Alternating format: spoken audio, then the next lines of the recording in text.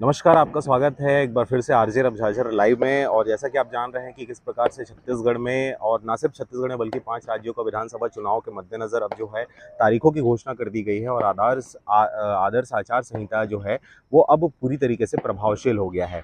इसी के मद्देनज़र आप तक कुछ बातें जो है वो मैं पहुँचाने की कोशिश कर रहा हूँ। इस वक्त आप देख सकते हैं जब से आदर्श आचार संहिता की घोषणा हुई है और उसके बाद से होर्डिंग बैनर पोस्टर जो हैं जो राजनीतिक खेमे के जो लगाए गए थे वो एडवर्टाइजिंग वाले जो हैं वो सारे जगह जो है वो पेंट कर दिया गया है। और अब दुर्गा नवरात्रि की तैयारियां भी पूरे जोर शोर से देखी जा रही हैं। ये मुंगेली का रेस्ट हाउस क्षेत्र है और जहां पर आप देख सकते हैं कि नाना प्रकार के कांग्रेस और भाजपा के जो बैनर पोस्टर जो पेंट किए गए थे और लटकाए गए थे वो सभी अब यहाँ से हटा लिए गए हैं और ऐसा ही पूरे शहर की स्थिति है।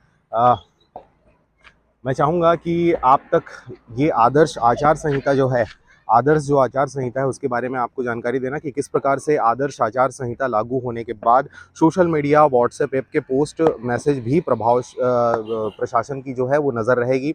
इसी के मद्देनज़र आपको बता दें कि इसे देखते हुए ग्रुप एडमिन अपने मेंबर्स को सतर्क करने लगे हैं। जो इस प्रकार है आवश्यक सूचना की अगर हम बात कहें कि जो निकल कर सामने आ रही है, जो आदर्श आचार संहिता के मद्देनज़र व्हाट्सएप ग्रुपों में भी निगरानी रखने की बातें निकलकर सामने आ रही है।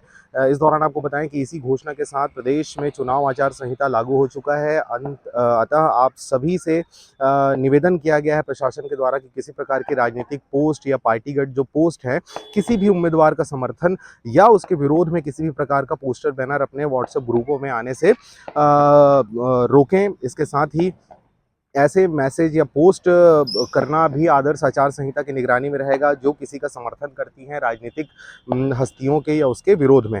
तो इस प्रकार की बातें हैं आदर्श आचार संहिता को लेकर। इसके साथ ही जैसा कि आप जान रहे हैं किस प्रकार से भारतीय जनता पार्टी के द्वारा अगर हम मुंगेली की बात कहें कि पुन्नूलाल मोहले का नाम यहाँ पर घोषित कर दिया गया है, द्वितीय सूची जो है वो जारी कर दिया गया है। इसके मद्देनज़र पुन्नूलाल मोहले को यहाँ से टिकट दिया गया है। अगर इनकी हम बात करें 6 बार विधायक रह चुके हैं, 4 बार सांसद रह चुके हैं, 2 बार मंत्री रह चुके हैं पुन्नूलाल मोहले। एक बार फिर से बीजेपी ने उन पर भरोसा जताते हुए बीजेपी ने एक बार फिर से मुंगेली से प्रत्याशी पुन्नूलाल मोहले को बनाया है। लंबे अरसे से मुंगेली की राजनीति में सक्रिय नज़र आते हैं। लेकिन अगर हम बात कहें कि अगर यहाँ के विकास की बात कहें तो विकास पे मुंगेली जो है अपने बने हुए ज़िलों के साथ अगर हम मुंगेली की तुलना करते हैं तो बहुत पिछड़ा नज़र आता है। इसके साथ ही अगर हम बात कहें ये सरपंच भी रह चुके हैं, सरपंच से लेकर मंत्री तक का सफ़र इन्होंने पूरा किया है। मैं इनका गुणगान नहीं कर रहा लेकिन मैं आपके सामने एक छवि प्रस्तुत करने की कोशिश कर रहा। यहाँ सबसे पहले यह बताना लाजमी है कि पुन्नूलाल मोहले वर्तमान में बीजेपी के कद्दावर नेता होने के साथ ही मुंगेली के विधायक हैं। इसके साथ ही 1977-78 में मुंगेली के छोटे से ग्राम पंचायत सोढ़ार से सरपंच चुनाव जीतकर राजनीति में प्रमुख रूप से कदम रखने वाले पुन्नूलाल मोहले 1983-84 में गृहग्राम दशरंगपुर से भी सरपंच बने। उसके बाद जनपद सदस्य रहे, फिर मुंगेली जनपद से अध्यक्ष बन गए और उसके साथ ही यहाँ पे टर्निंग पॉइंट आया इनके जीवन में और पुन्नूलाल मोहले एक नेता के रूप में उभरने लगे। इसके साथ ही 1985 में पहली बार विधायक बनकर निर्वाचित हुए।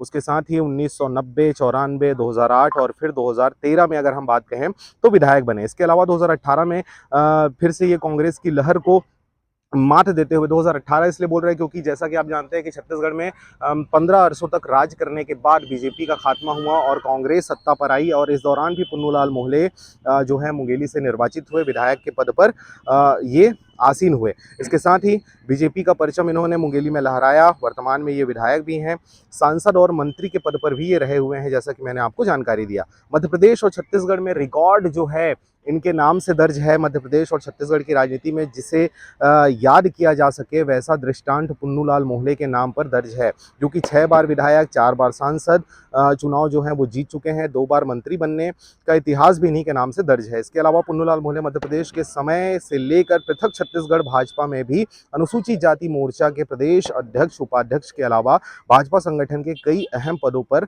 ये जिम्मेदारी संभाल चुके हैं। इसके साथ ही अगर हम मुंगेली की बात कहें तो आज जो है आदर्श आचार संहिता जो है कल से प्रभावशील रहा है। और आज अगर कलेक्टर साहब की अगर बात करें, राहुल देव ने एक प्रेस वार्ता को संबोधित किया। इसमें उन्होंने कहा कि आदर्श आचार संहिता के साथ जिले में धारा 144 प्रभावशील है। कलेक्टर ने प्रेस वार्ता के जरिए ये जानकारी हमको दी है। भारत निर्वाचन आयोग द्वारा छत्तीसगढ़ राज्य के विधानसभा निर्वाचन के लिए निर्वाचन के कार्यक्रम की घोषणा आज से कर दी गई है। उक्त घोषणा के साथ ही संपूर्ण जिले में आदर्श आचार संहिता और धारा 144 प्रभावशील हो गई है। कलेक्टर एवं जिला निर्वाचन अधिकारी ने जिला कलेक्ट्रेट स्थित मर्यादी सभा कक्ष में प्रेस वार्ता को संबोधित करते हुए उन्होंने ये सारी बातें बताई हैं। इस दौरान आपको बताएं कि किस प्रकार से दो विधानसभा निर्वाचन क्षेत्र क्रमांक 26 लोरमी है, 27 जो है मुंगेली को दिया गया अनुसूचित जाति क्षेत्र है, एवं 29 जो है बिल्हा है। भाग संख्या 1 से 18 के लिए मतदान जो है 17 नवंबर को संपन्न होगा। कहने का मतलब ये है कि 7 नवंबर को भी मतदान है और 17 नवंबर को भी मतदान है। 7 नवंबर को ऐसे जगहों पर मतदान है जहां पर थोड़े से जो नक्सली जो क्षेत्र आता है, नक्सल प्रभावित जो इलाके हैं, वहां पर जो है वो 7 नवंबर को होगा। और 17 नवंबर की अगर हम बात कहें तो जो मध्य छत्तीसगढ़ का हिस्सा है, चाहे हम रायपुर संभाग की बात कहें, बिलासपुर संभाग की बात कहें, दुर्ग संभाग के कुछ हिस्सों की बात कहें, तो यहाँ पर 17 नवंबर को मतदान होगा। 3 दिसंबर को रिजल्ट की घोषणा होगी। अधिसूचना के प्रकाशन के लिए 21 अक्टूबर की तिथि निर्धारित की गई है। इसी तहत नामांकन दाखिल करने की अंतिम तिथि 30 अक्टूबर तक है। नामांकन पत्रों की संवीक्षा जो है वो 31 अक्टूबर तक होगा। नाम वापसी की तिथि जो है वो 2 नवंबर तक निर्धारित की गई है। इसके साथ ही अगर आपको बताएं कि विधानसभा के लिए निर्वाचन कार्यक्रम की घोषणा के साथ ही जिले में आदर्श आचार संहिता प्रभावशील हो गया है।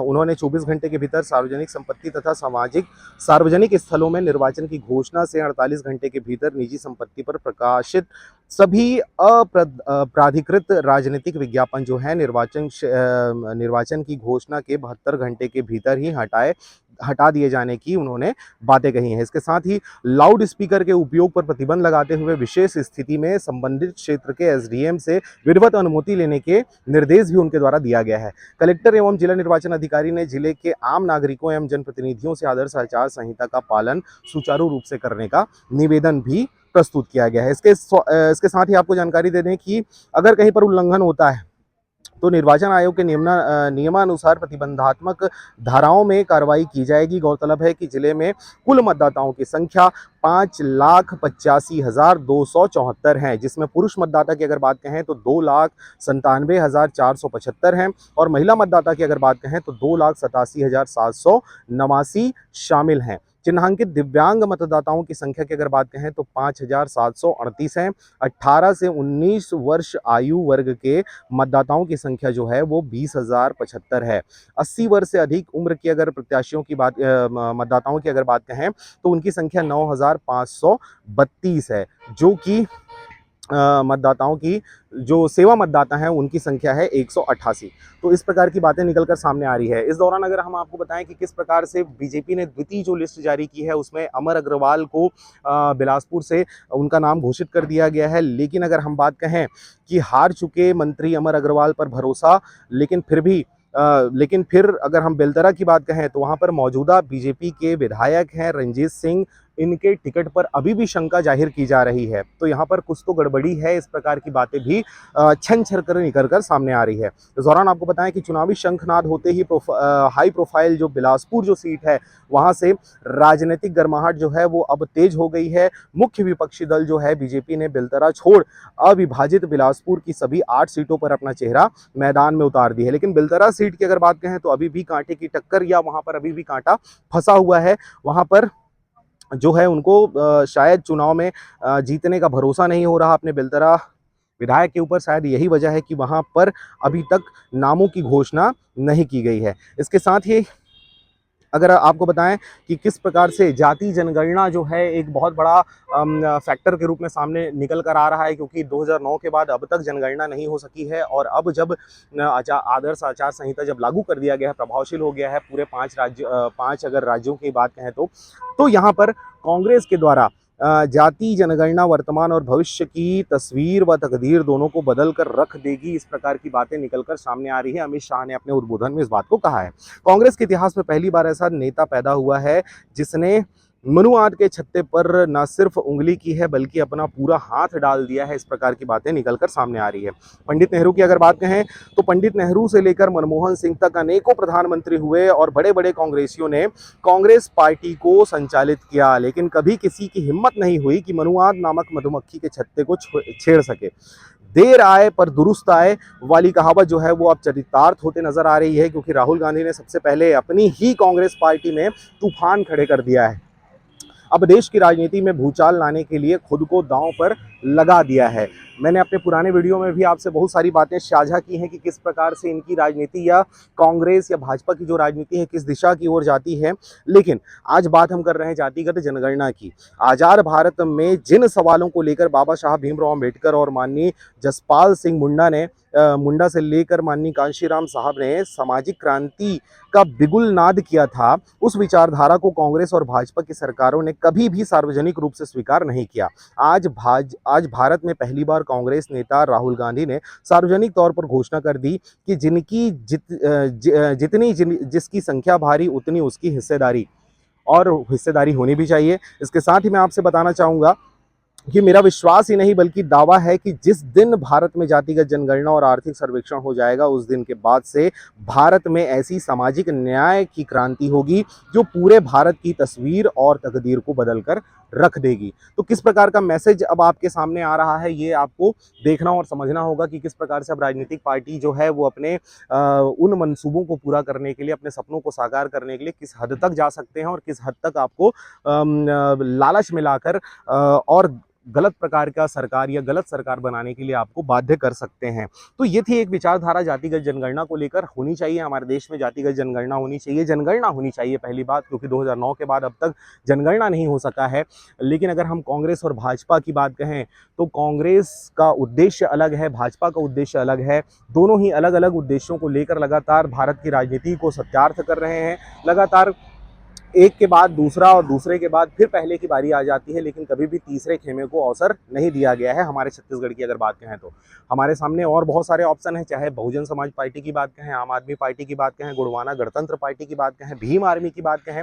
ये सभी जो राजनीतिक पार्टी हैं अभी अपने प्रत्याशियों की घोषणा इनके द्वारा अभी तक नहीं की। जनता जोगी कांग्रेस भी है, अभी तक इन्होंने अपने प्रत्याशियों की घोषणा नहीं की है, लेकिन हमारे पास ऑप्शंस ये भी हैं। लेकिन आम जनता तक ये मैसेज कभी भी नहीं जा पाता कि अन्य पार्टियां भी हैं, अन्य लोग भी हैं जो अच्छे शिक्षित हैं और आपके क्षेत्र का विकास करने में सक्षम हैं। आपके सामने केवल दो ही पार्टियां नजर आती हैं, भाजपा और कांग्रेस, और यही वजह है कि आपके क्षेत्र का विकास और डेवलपमेंट नहीं हो पाता, क्योंकि आप एक बार इनको अवसर देते हैं, एक बार उनको अवसर देते हैं। आपको सही व्यक्ति का चुनाव करना अत्यावश्यक है।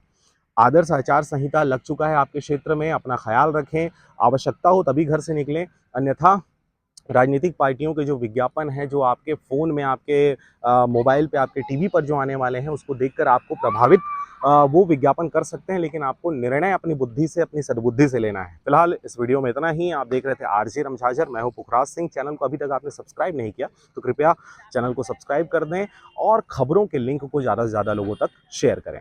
फिलहाल नमस्कार।